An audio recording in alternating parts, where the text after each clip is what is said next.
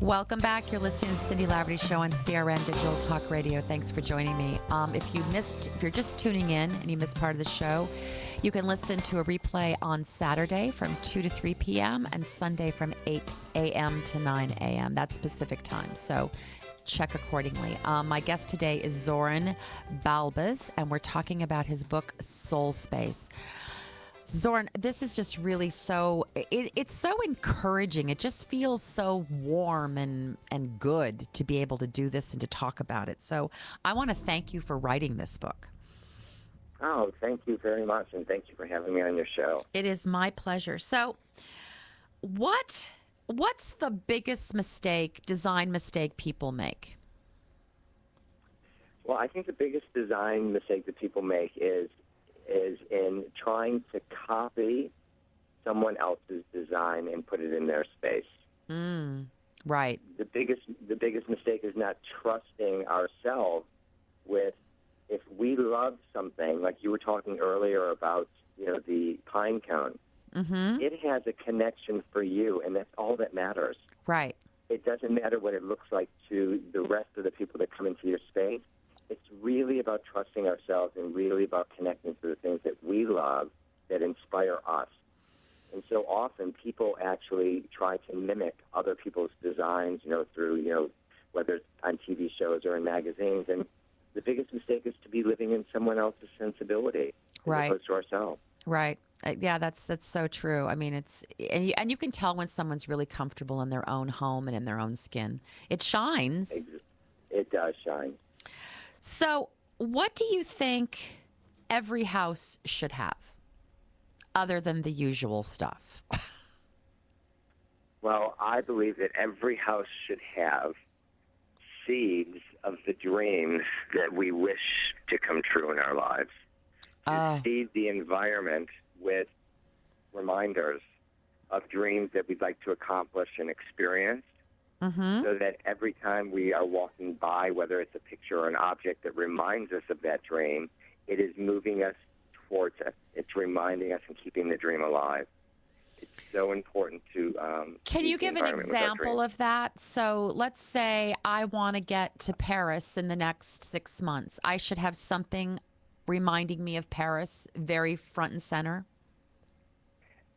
Whether it is a picture of Paris, whether it's a magazine of Paris, whether it's a coffee table book of, sights in Paris, whether it is, a small statue of the Eiffel Tower. I believe that all those things keep our dreams alive. Right.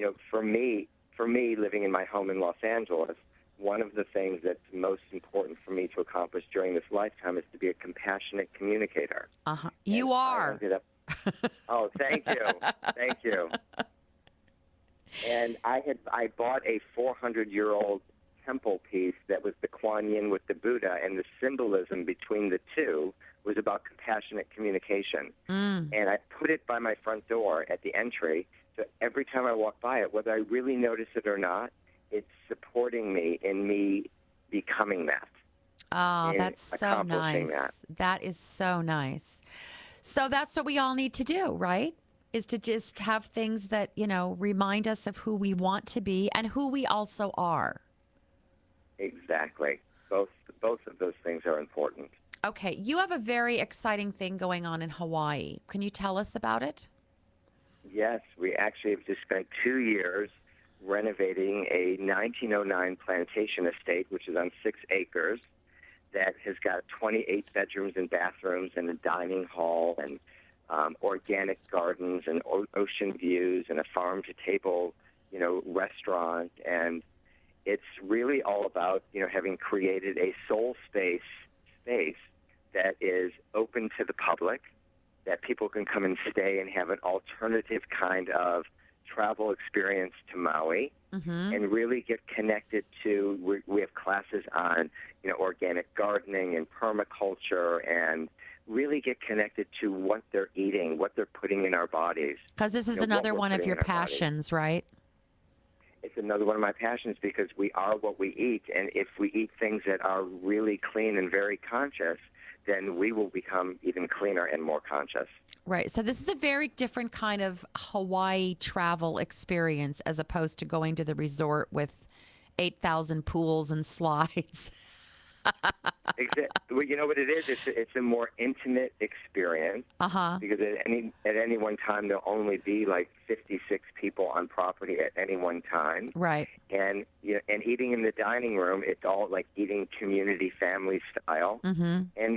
And it's just it's a profound experience for me, having created it and being here, and I am so excited about sharing it with people. And so how very does somebody find Soul Space Institute and Sanctuary? They can also go to soulspace.com. Okay. Because there is the book site is connected there, and the Soul Space Institute and Sanctuary is also there. Okay. Now, if somebody's staying with you, can they go to the beach during the day? Are those? Oh yeah. Okay. I mean, all the classes are completely optional. We're just trying to inspire people to really be conscious about what they're eating and having an experience. It's almost like going to a hotel in some ways. You're free to do whatever you want and free to join in whatever classes you want to join in and or even harvest in our organic gardens. But it's also clearly more of a spiritual experience than it is just, the resort experience, correct? It is I would say, a more peaceful experience. Okay. Definitely. All right, Definitely great. a more peaceful experience. Yeah, well, I'm always amazed when people go to Hawaii and they come back and say, I never even went to the beach. I'm like, what? I know. No, I just stayed in the pool. I know. You could go to Hawaii and you don't even know that you were in Hawaii. I know. It's unbelievable. I can't imagine not going snorkeling and experience that. Okay, I got to take a break. Okay, I'm going. I'll be right back. You're listening to the Cindy Laverty Show. Stay with us.